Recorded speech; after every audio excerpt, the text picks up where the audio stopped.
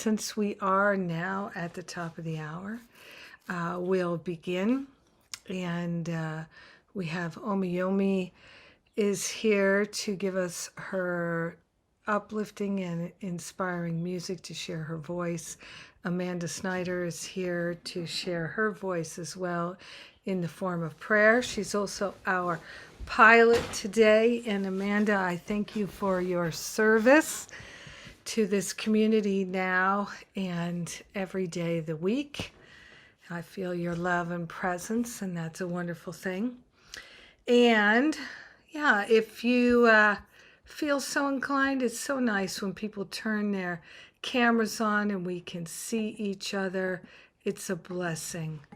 I am just going to make this adjustment on my computer here. There we go. Put the do not disturb on. And so Amanda is in our spiritual counseling training and certification program. She's also in our prayer practitioner program. She is on the staff of the Power of Love Ministry, and she is a very loving presence as a participant and a facilitator, and we're grateful to have her. So Amanda's going to give us our opening prayer here today.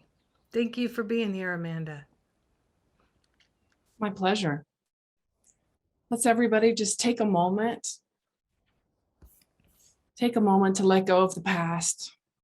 Know the future is unfolding perfectly. I am grateful and thankful for this opportunity to allow peace to be part of who I am. I am grateful and thankful to invite the mighty I Am presence to be with us, to lead and to guide. I bless the message being spoken today. I bless the music. I bless each individual present with us and all those who will listen in the future.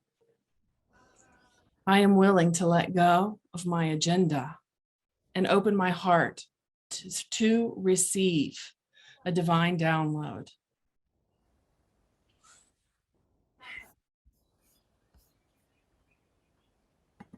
I share this holy instant with all because we are one, and so it is. Amen. Amen. Amen. Amen. Amen. Amen. Thank you. That was beautiful. Very, very beautiful. All right. It is my pleasure to introduce Omiyomi.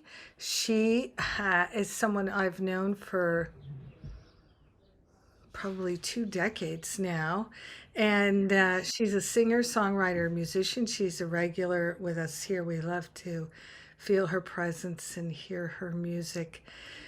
She's performed on stages throughout the United States for many years, and she opens portals, energetic portals with her voice.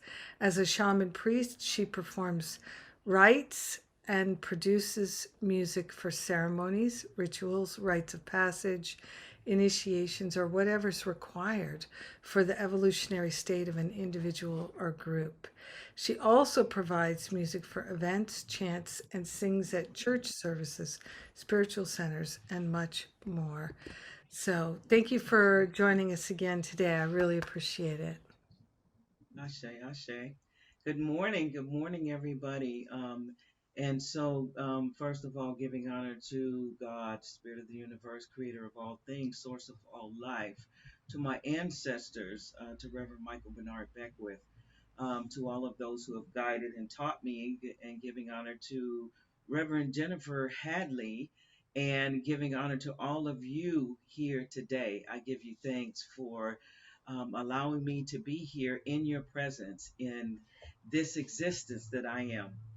And for this, I give thanks. And I'm going to sing an old spiritual this morning. And it was on my heart when I asked, what I should sing. And I'm an Ephod priest. And we just initiated many, many people. And one of the sayings that goes along with it is, after you have been initiated, continue to initiate yourself. And so there is many ways to be initiated and to be in that place of evolving and lifting. And a lot of times when it comes to initiations, water is involved in initiations. And so I just encourage us to go to the earth and find that space where we make a declaration in the presence of all that is. Um, when we're at the crossroads and we're moving to that next space. Ache, ache.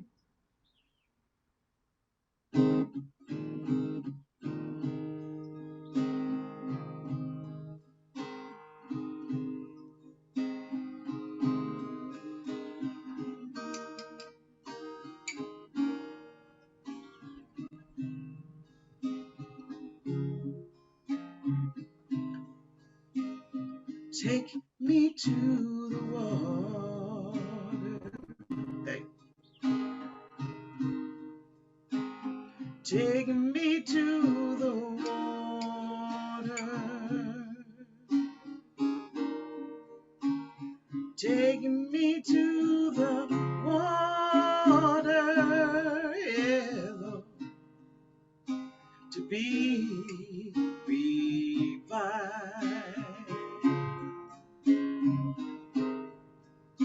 'Cause I love the water. Yes, I love the water. Yes, I love the water. Yeah, Lord, it feels so fine. Come on now. There's healing in the water. There's healing in the water.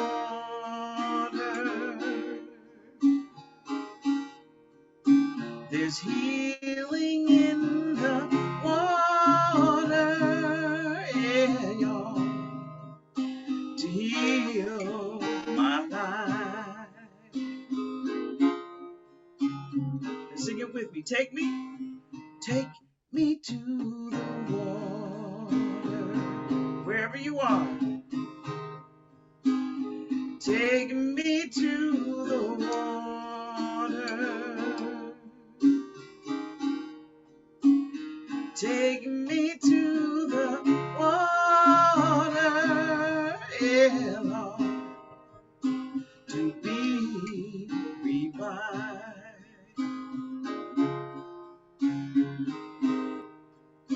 It feels so fine.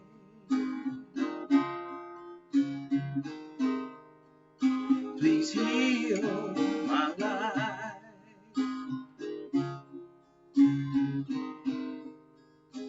To be revived.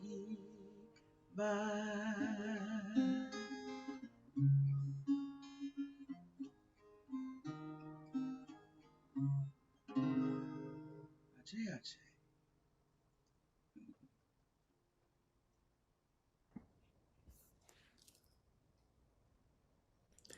Thank you, thank you, thank you.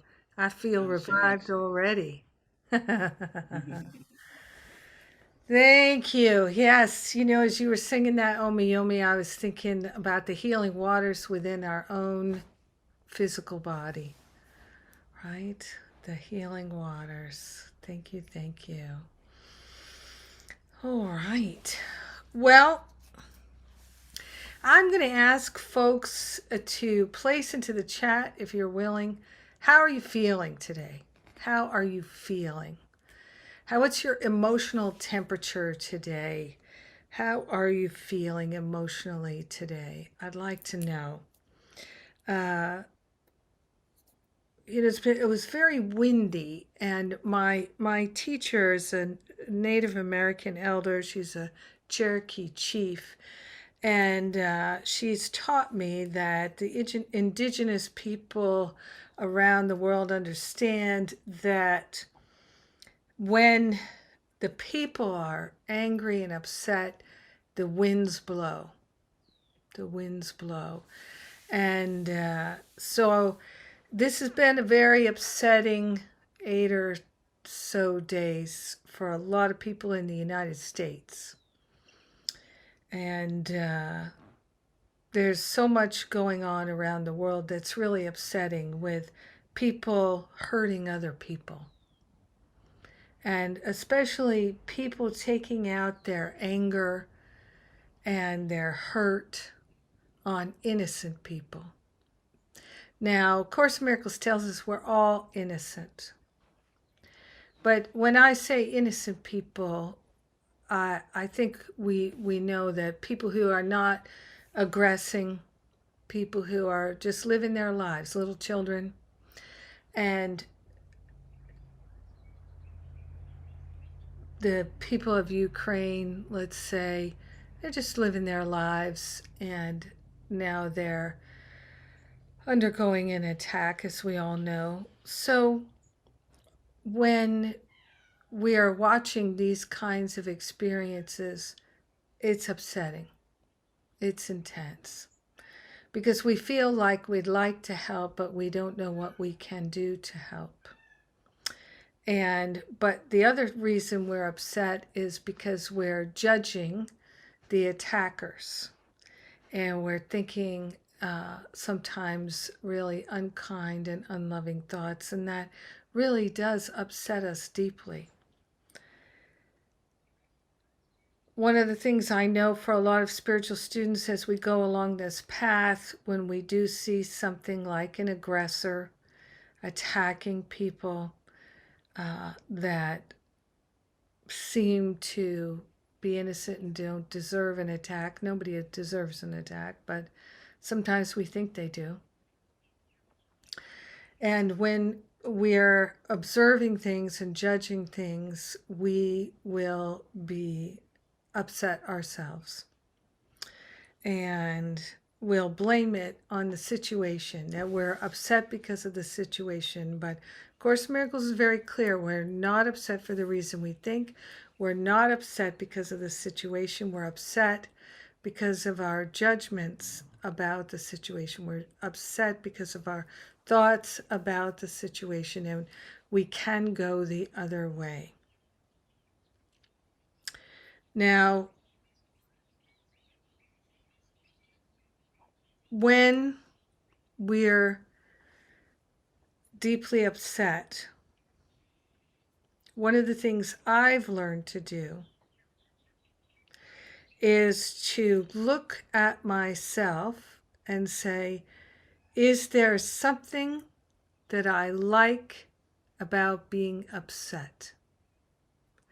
Is there something I like about a righteous upsetness? Is there something about being upset that I feel like I should be upset? If somebody is going to go on a murderous rampage and kill little children, shouldn't I be upset by that? Now, I'm not saying it's wrong to be upset by it, but I'm not going to say it's right to be upset by it either.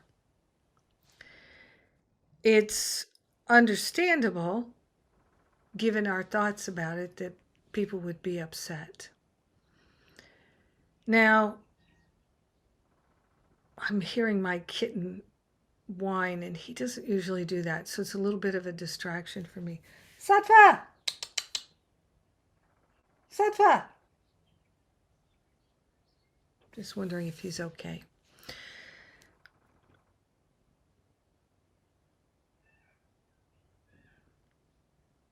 I think he's caught on something. I'm going to go see.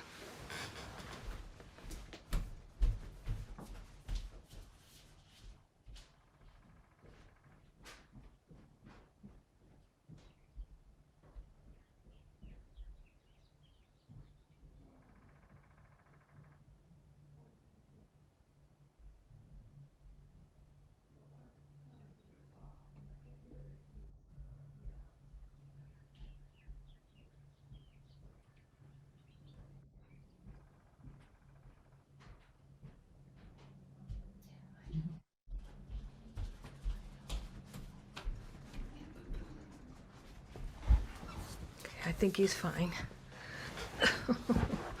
There's little Sattva. So,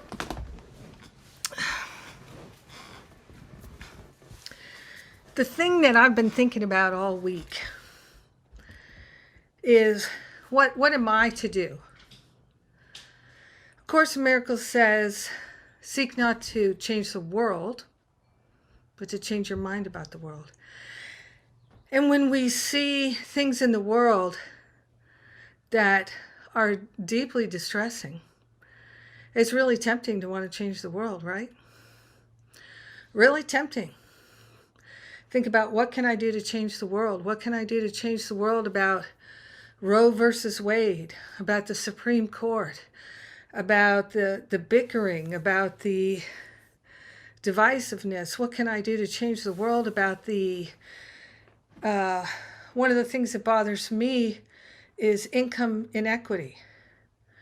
You know, one person can make $100 million and one person can't even get $13 an hour for their wage. These kinds of things, we've all got them, the things that bother us about the world, and we'd like to make a change in the world. And we are taught as spiritual students to be the change we'd like to see in the world. Seek not to change the world, but to change your mind about the world. And for the ego-identified person, that doesn't feel like it's going to do anything. It doesn't feel like it's enough. But what I've come to absolutely know is it is the only thing that works. It is the only thing that is substantial. It is the only thing that makes a real and powerful difference, is to change our mind about the world and to see things differently, to choose to see things differently. Now, for me, many times, I don't know how to see things differently, but my higher Holy Spirit self does. And so I turn that over. I am willing to see this differently. I am willing to choose peace instead of upset.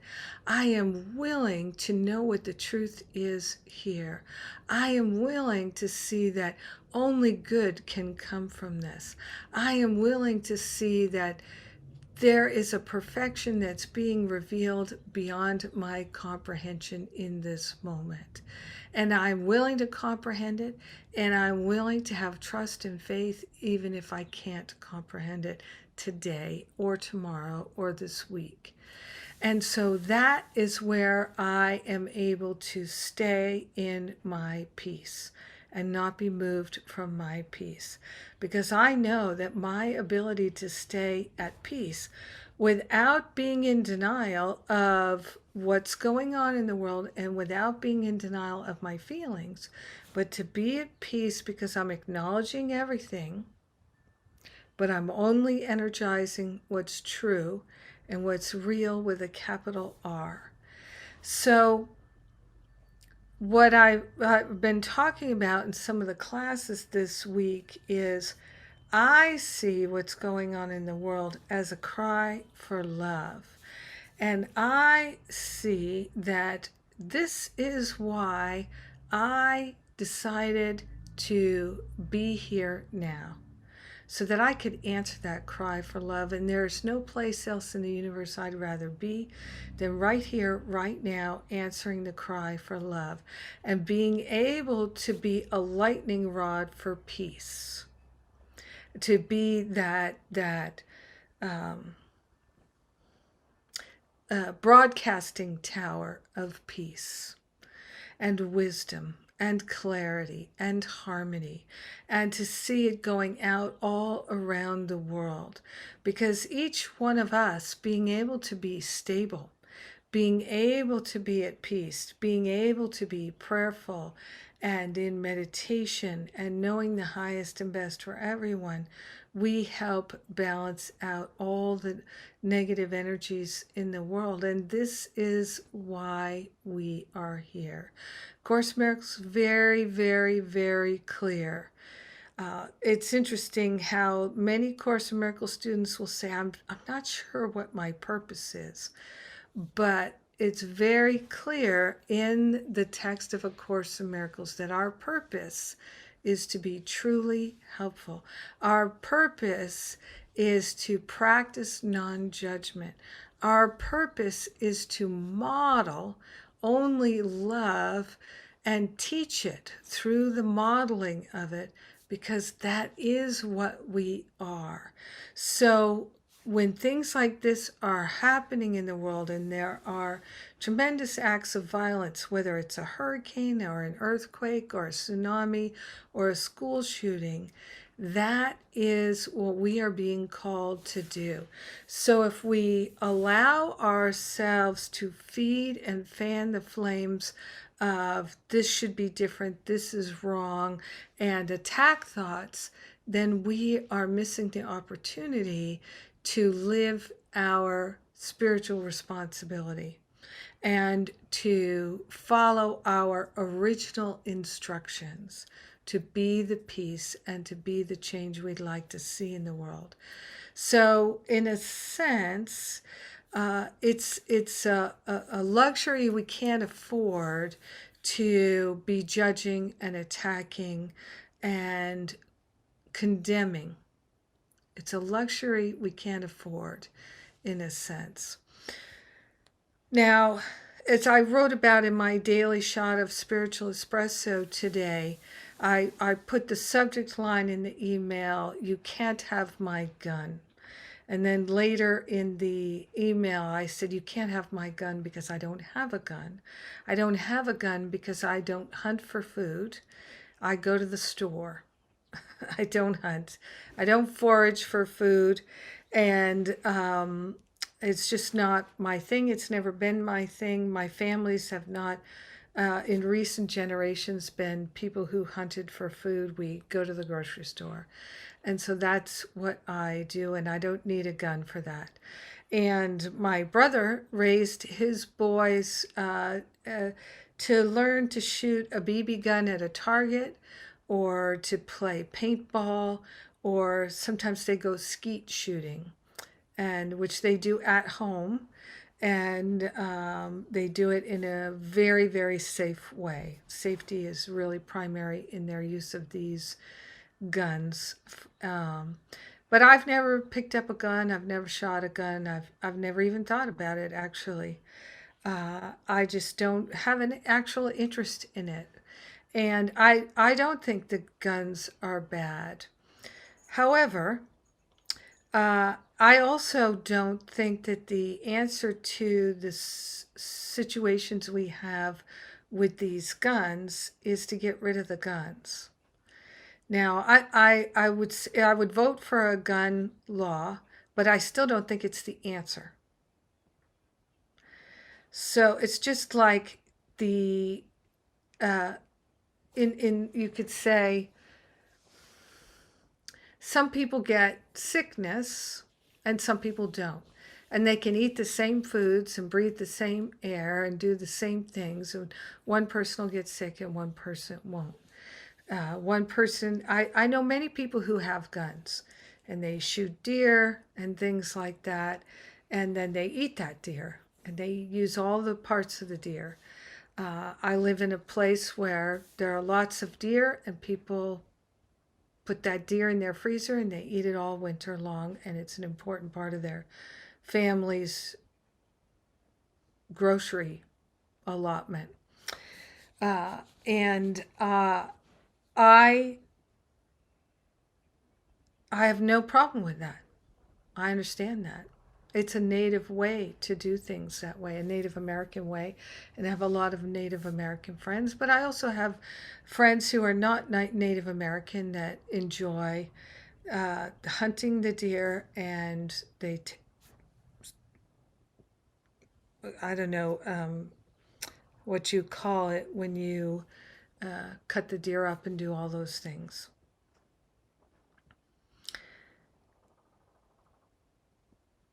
It's not my way, it's not how I was raised, but I don't have any judgment of it. I accept it. And some people like to shoot guns for practice and things like that. I totally understand that. I don't play golf either. I understand that people get a lot of enjoyment out of it.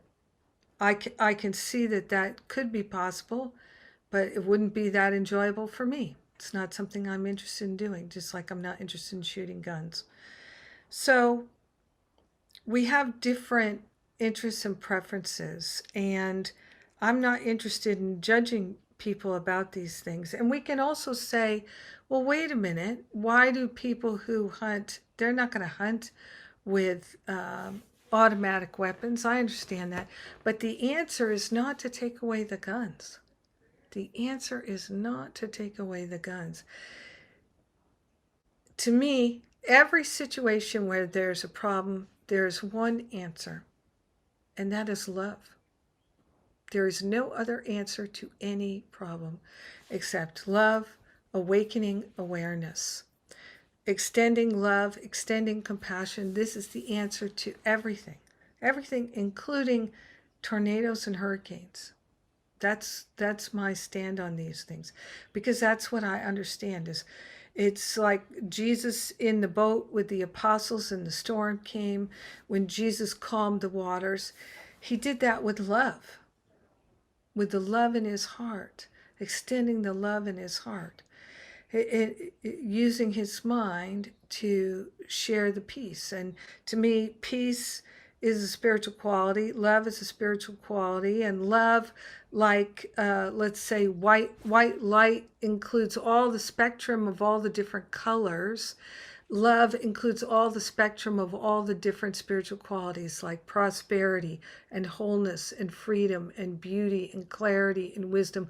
Love includes them all. Love includes peace and every other spiritual quality. So the answer is always going to be love, to fully love, to allow ourselves to give up the blocks to love and to stand in a place of love. And so, of Course in Miracles talks about, when it comes to fear, the answer is love.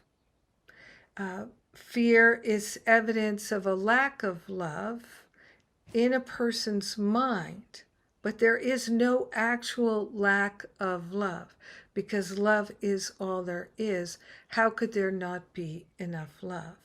But in our mind, if we are holding on to blocks to love, we will not experience the love that is omnipresent, omniactive, omnipotent. So it's up to us to give up the blocks to love. And when we're doing it, we're sharing the benefits with everyone. And that's why our personal practice is the number one tool. It is the only effective tool to making a change in the world. And then, yes, we get inspired to do things like I'm doing right now, inspired to share, inspired to talk, inspired to pray and to listen to spiritual music, make spiritual music. So we're inspired to do these things, and this is why we come together. But right now in this world, we are being called over and over and over again to love without ceasing. Now, when I was studying to be a prayer practitioner in the Agape community, we talked about prayer without ceasing, right? This is something that's talked about in the New Testament. Prayer without ceasing. Love without ceasing. That's the prayer I'm interested in making. Love without ceasing. Love without breaks. Love without interruptions to judge, to complain, to attack. Love, love, love. Broadcasting love all the time. Being a love broadcasting system. Being a peace broadcasting system. That's what I'm interested in. And when I'm focused on doing that, I am training my mind to be focused. And then to take that focus and use it in whatever way I'm inspired to. Like right now, I'm using it to focus here in our conversation, in our divine dialogue. So many times there's a tendency to want to say that things are getting worse in the world, right? So in my grandparents' youth, people did not take guns and massacre people. That didn't happen in their schools. It happens in ours. And did it not happen because automatic weapons weren't available? Or did it not happen because people felt more loved?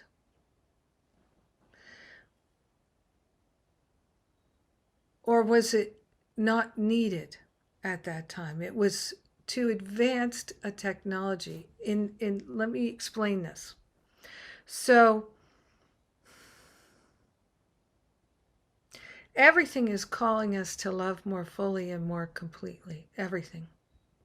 Everything is calling us to love more fully and more completely. So in my grandparents' time, when they were young, there were so many opportunities to love more fully and more completely. For instance, my grandfather, when he was a boy, they were very poor, living in the hills of Kentucky, like hillbillies, as the term that was coined, and he didn't have any shoes. Feet were cold in the winter. Didn't have any shoes because they couldn't afford shoes because his father left, and he left him and his sisters with their mother, and their mother was not a well person. She was sickly, and they struggled. They struggled to have enough money to buy the most basic food, a little cornmeal, a little sugar, a little salt, a little flour, to just a little, make a little something to sustain themselves, some potatoes, things like that. They really struggled. His mother took in laundry, and he helped his mother with the laundry. And then when he was 11 years old, he left his mother and his sisters to go earn money to send home. 11, 12 years old, he was out scrapping and to send home money to support his mother and his sisters. He had a sense of responsibility from a very young age.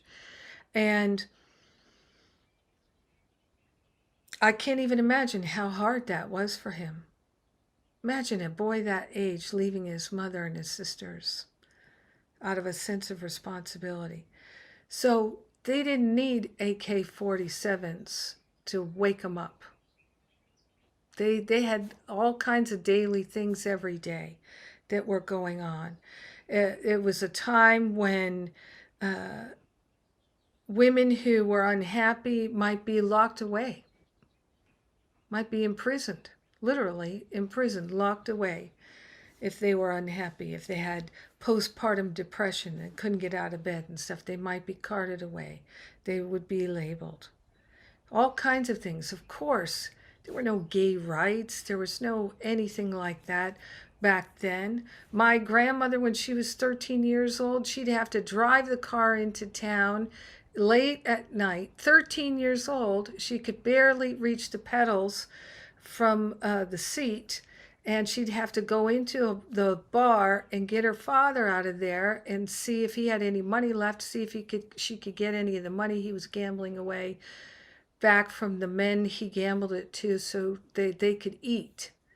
She'd try and beg that money back from those people and get somebody to help her get her father into the car, and she'd take him home. 13 years old. So they had different things going on then that they were dealing with. Now we have what we have, right? But things are always getting better because people are more loving to each other. Even though the time we're living in is difficult, still people are more loving than they were. And love is progressive. God is progressive. And that is a fact. And we must never lose sight of that fact and say things are getting worse. We must truly never say that. If we think that, we must correct ourselves. We must sit down and have a little talk with ourselves and say it's not possible for things to be getting worse. It might seem like that in this moment, in my mind, in my body, in my family, in my finances, but not in the world. Not in the world.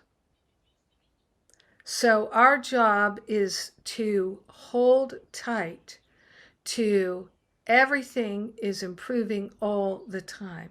And these incidents that we're seeing are shocking us awake. And so we're to recognize what they are for, rather than to think that we know what they are for. I do not know what anything is for, but everything is working together for good, including what happened in Buffalo, including what happened in Texas, including what's happening in Ukraine. Everything is working together for our good. Now, we may not comprehend it, and to me, it's okay if I don't comprehend it. I don't need to comprehend it from my surface mind. I can accept it and energize.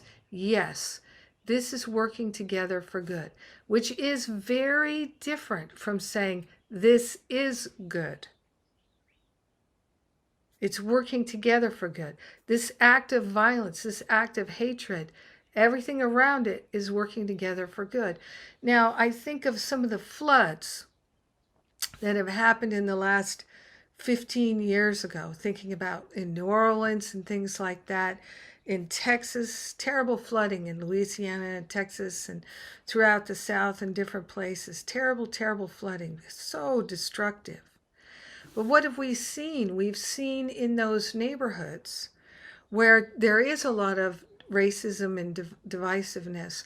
What you then see is you see, let's say, Black men in their boats rescuing white people. Maybe that's going to change people's minds, right? That they're being rescued, but somebody, their neighbor, who they may have racist feelings against, now that person of color is rescuing them. Maybe that's going to change their mind. We don't know what anything is for.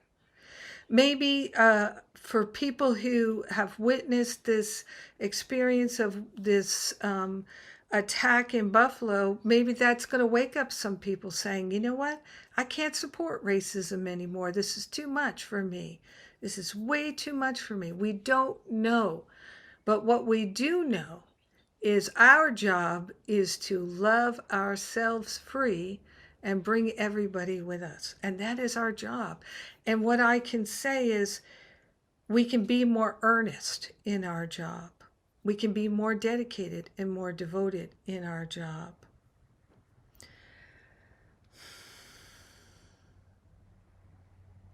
I know for myself, I'll call myself out. And I know I've seen it with some friends who are spiritual teachers, that I'm thinking of one particular spiritual teacher, friend of mine, who I've traveled with some, and I've seen that spiritual teacher be rude to people, condescending and patronizing to people in restaurants and hotels at times. And I have done that too. And I've seen other spiritual teachers ranting, yelling, and things like that. We have moments, where we get frustrated and annoyed, we lose our place. Everyone, almost everyone does. Not everyone, but almost everyone does, has moments. And in those moments, we're experiencing our humanity. We're feeling a bit lost, feeling confused. We've forgotten what our mission is, and we are wrapped up in ego attachments. But then we can come back to our right mind, and then we can extend compassion and love. And one of the things I've done is, if I have a memory of someone I've been unkind to or rude to, I'll make prayers for them and their family for years and years and years and years. It's part of my making amends for my own thinking, and it's my practice of self-forgiveness is in that making amends, extending love, extending compassion. There's no time limit, so we can keep doing it and keep doing it and keep doing it. One of the things I see is that it's very easy to walk by the person who's cleaning the street or cleaning the floor and to not acknowledge them. Not acknowledge them. To not acknowledge maybe the taxi driver, not really acknowledge them, not really acknowledge the person who's rude or unkind. And what we can learn to do and train ourselves to do is to go up to that person who might be rude or unkind to us and just say, "Are you okay? Do you need any help today? Something going on maybe I could help you with?" Because when someone is having a hard time, when they're angry, when they're irritated, when they're rude and they're upset, the tendency is often to get away from them. But I'm training myself to move closer to them and to bring the high vibration of love and compassion and kindness and generosity of heart. And to do it with my dog, to do it with my cat when he's a bit grouchy, to do it with my friends, my family, with everyone. To move a bit closer to them, to let them know they are loved. It's so powerful. It's so powerful. And we can move closer to them in consciousness if we don't feel comfortable moving physically closer to them. We can move closer to them in consciousness. There are people on the news saying things that we don't like. We don't like the way they're talking about it. Life. We don't like the way that they're handling things. There are people all over the place that we can see they're angry, they're hateful, they're attacking in their words, in their language, in their thoughts. We can move closer to them in consciousness. We can. And if we spot it, you know, they say, if you spot it, you got it. But oftentimes they mean, well, that means it's in your consciousness. But if you spot it, you got it on your prayer list. If you spot it, you got it on your prayer list. If you spot it, if it bothers you, if you're recognizing it, it's your opportunity to extend love and to extend compassion. That is what our life is for. Our life is not to write a book. Our life is not to design a program or a class. Our life is to extend love and compassion, to be a healing balm in a fitful world.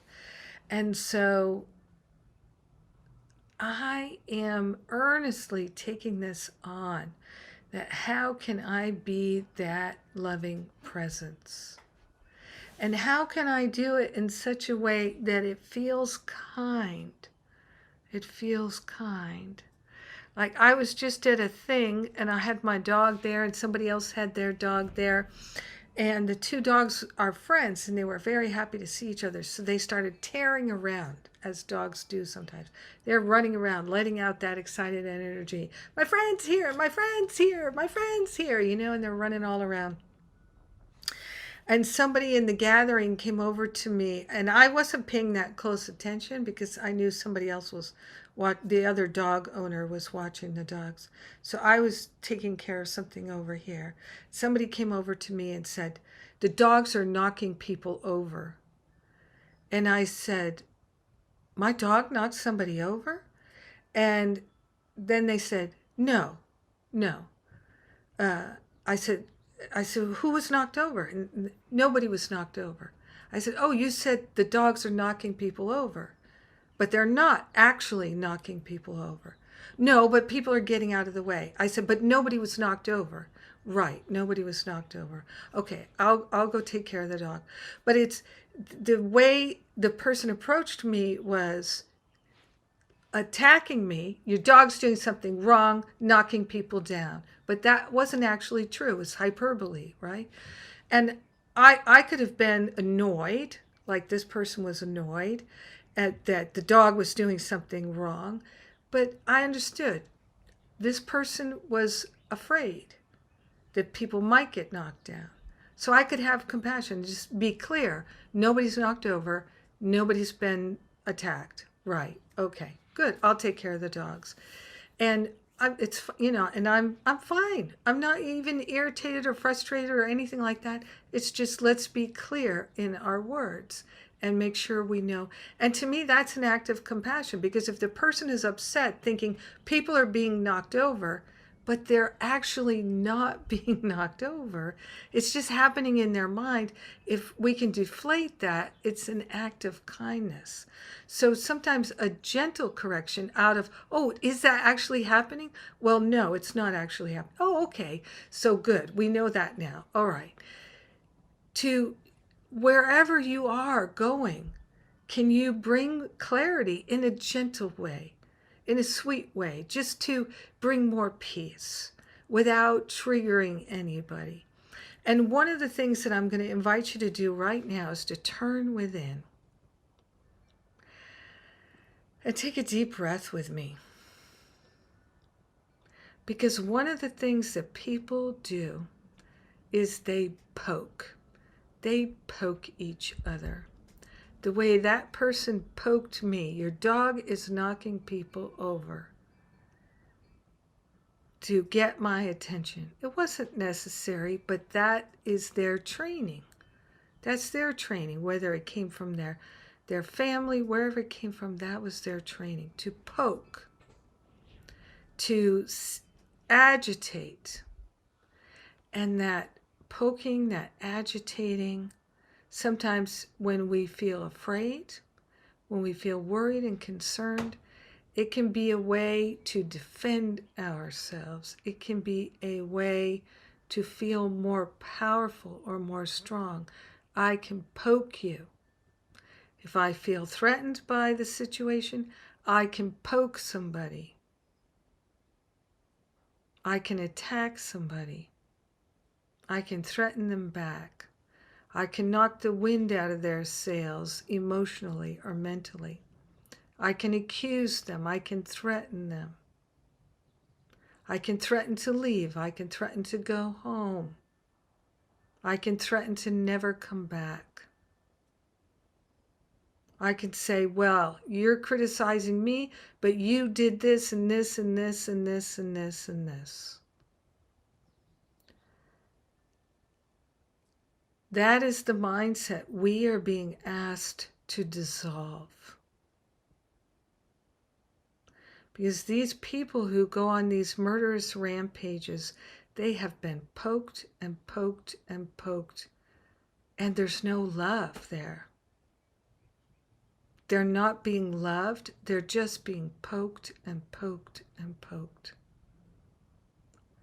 So when we poke and threaten and ignore and withhold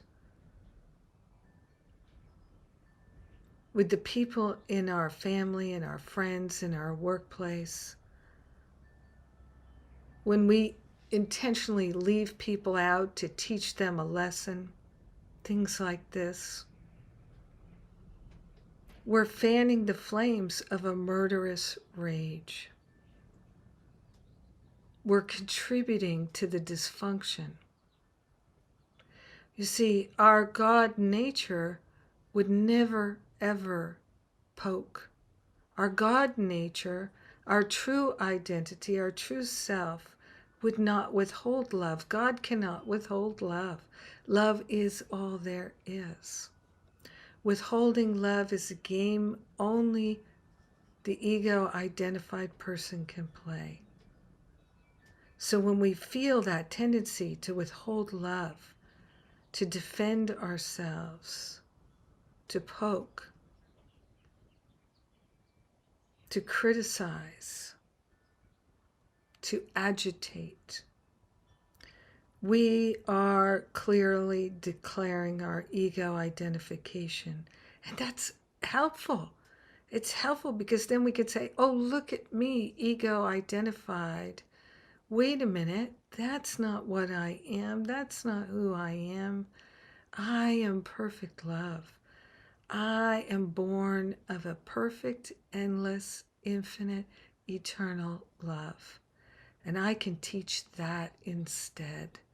And today is the day I choose love. Love has already chosen me. I am choosing love in this moment. And even if we just chose hatred and anger and resentment, we can choose love now. Whether it was 2 seconds ago, we chose to poke somebody, we can turn it right around and say, "Oh, I'm sorry. I'm sorry. I forgot. I forgot that I loved you. I forgot that you're my brother, my sister, my friend. I forgot myself for a moment. Oh, I'm so sorry. I'm so sorry. I was just critical. I just got annoyed. Not your fault. I'm so sorry."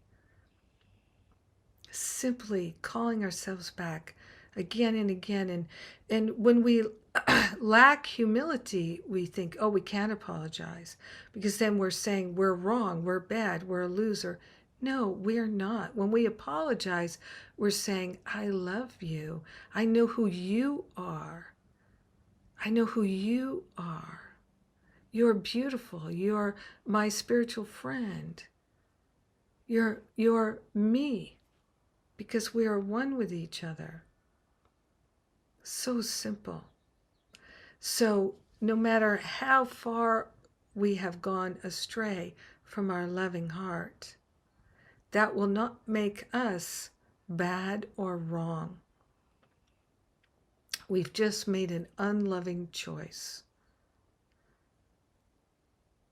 Everyone makes unloving choices sometimes. I'm sure even the Dalai Lama makes unloving choices sometimes.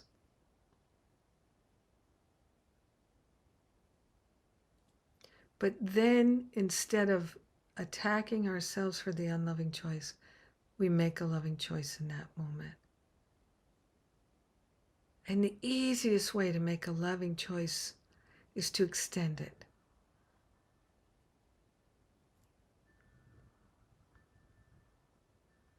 Oh, I just got so annoyed and I took it out on you. You did not deserve that.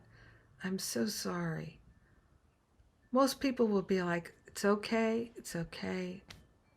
I understand. Because we all understand. We understand. Having the humility to see how quickly can we go, oh, I was just annoyed and frustrated and I took that out on you. Oh, I was just feeling hurt and so I turned away from you to punish you. I'm sorry. It's not your fault. I was hurt.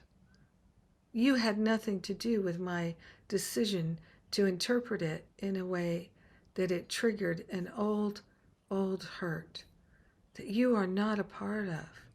I blamed it on you. I'm still learning. Look at me. Thank you for helping me. Thank you for helping me.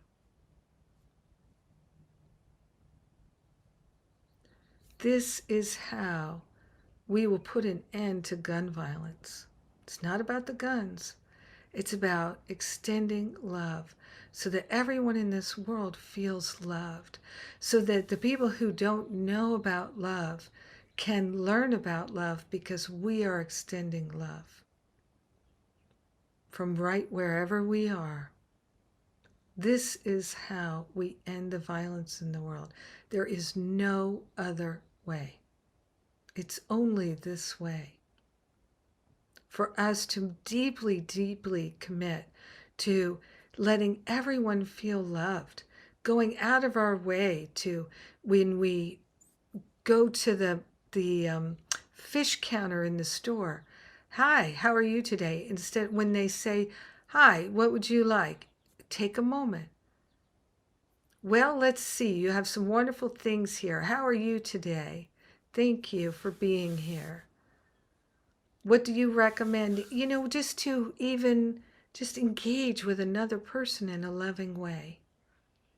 I was sharing with my friend who's visiting here how much it meant to me in March, April of 2020, in that first month of the lockdown, when I went to the grocery store and to stand at the checkout counter and to say to the checkout person, thank you for coming to work today so that I can take groceries to my family.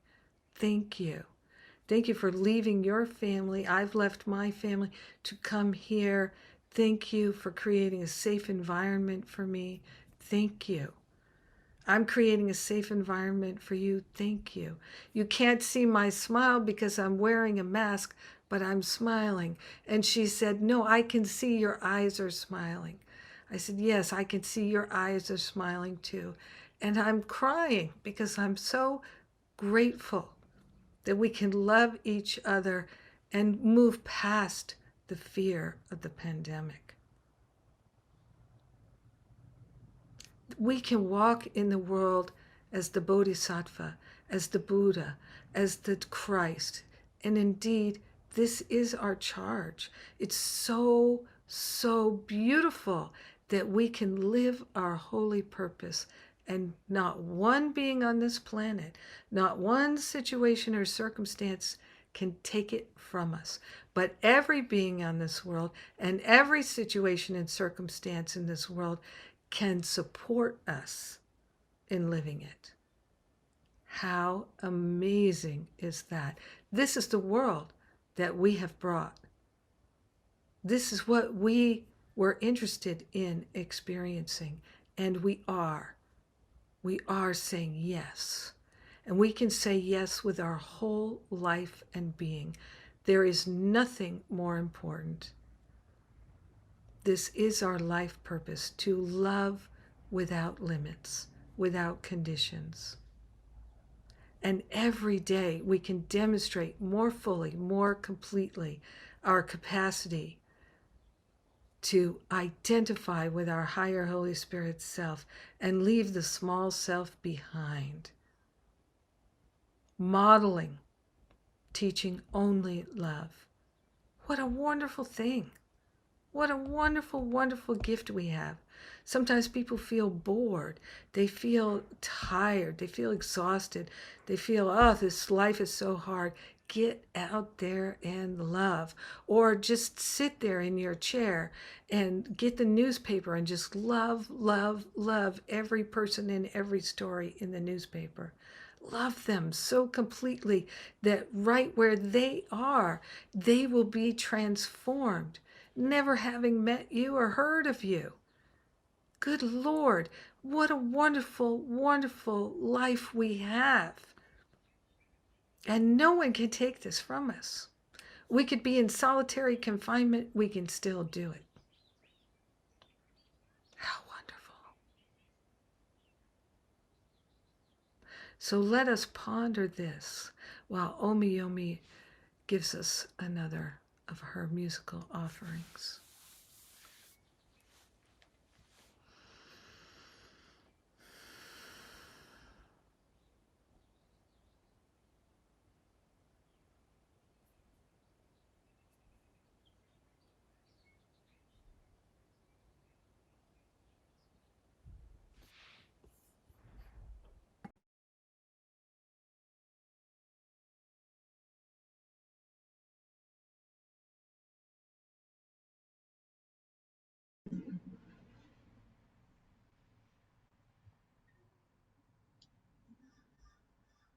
Shay, thank you for your patience. um, None needed. When people Ashe. say, thank you for your patience, I love to say to them, none needed.